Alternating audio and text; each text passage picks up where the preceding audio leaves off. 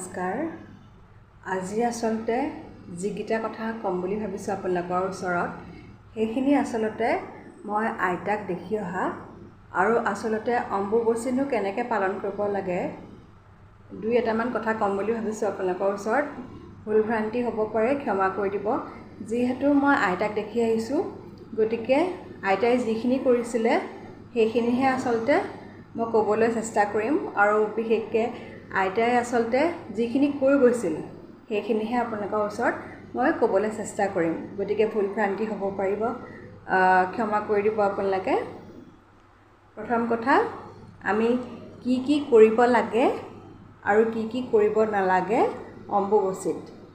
বিশেষকৈ অম্বুবাচী মেলা 22 জুনৰ পৰা 26 জুনলৈকে হয় বুলি ক'ব পাৰি। আৰু এইকেইদিনাখন আমি গছ কাটিব নালাগে, গছৰ পৰা ফল আনিব নালাগে। আগতীয়াকৈ আচলতে ফল পাৰি থৈ দিব লাগে যাতে অম্বুবাচীত খাব পৰা হয়। আৰু সেইকেইদিন বিশেষকৈ অন্ন গ্ৰহণ কৰা নহয়। আৰু ফল মূল বুলি ক'বলৈ হ'লে আম, কঁঠাল, নাৰিকল ইত্যাদি বিশেষকৈ 5বিধ ফল মূল খাব লাগে বুলি কোৱা শুনিছোঁ। আৰু বিশেষকৈ কেঁচা গাখীৰ খালে আৰু ভাল বোলে। এইখিনি বিশেষকৈ মোৰ আইতাই কোৱা কথা আপোনালোকৰ লগত শ্বেয়াৰ কৰিলোঁ।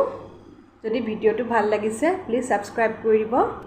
আৰু অম্বুবাচী কেইদিনাখন আমাৰ আইতাহঁতক মই দেখিছোঁ যেতিয়া ফল মূল খায় তেতিয়া আচলতে মাটিত ভৰি থৈ নলয়, ওপৰত বিশেষকৈ বিচনাৰ ওপৰতে হওক নাইবা য'ত বহি আছে চকীৰ ওপৰতে হওক এনেকৈ বহি পেলাই খাদ্য গ্ৰহণ কৰিছিলে। আৰু বিশেষকৈ যিহেতু চোৱা বুলি কয়, গতিকে আমি সেইকেইদিনাখন বিশেষকৈ সদবা মানুহৰ ইমান নিয়ম নাথাকে, বিধৱা মানুহৰহে নিয়ম থাকে। আমি সেইকেইদিনত যদি মানুহক খুৱাওঁ খুবেই ভাল, আৰু সেইকেইদিনত আমি যদি মানুহক দি থৈও আহোঁ সেয়া আৰু ভাল হয়। যোনদিনাখন আচলতে অম্বুবাচী ভাগে সেইদিনাখন গংগাজল ছটিওৱা হ'ল সকলোতে, আৰু গোঁসাইক বিশেষকৈ তুলসী পাত আৰু গাখীৰে ধোৱা হয় যাতে শুদ্ধ হয়।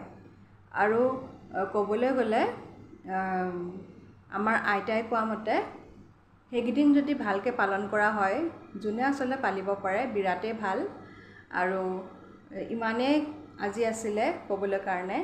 যদি কিবা কিবি ভুল ভ্ৰান্তি হৈছে ক্ষমা কৰিব। জয় মা কামাখ্যা।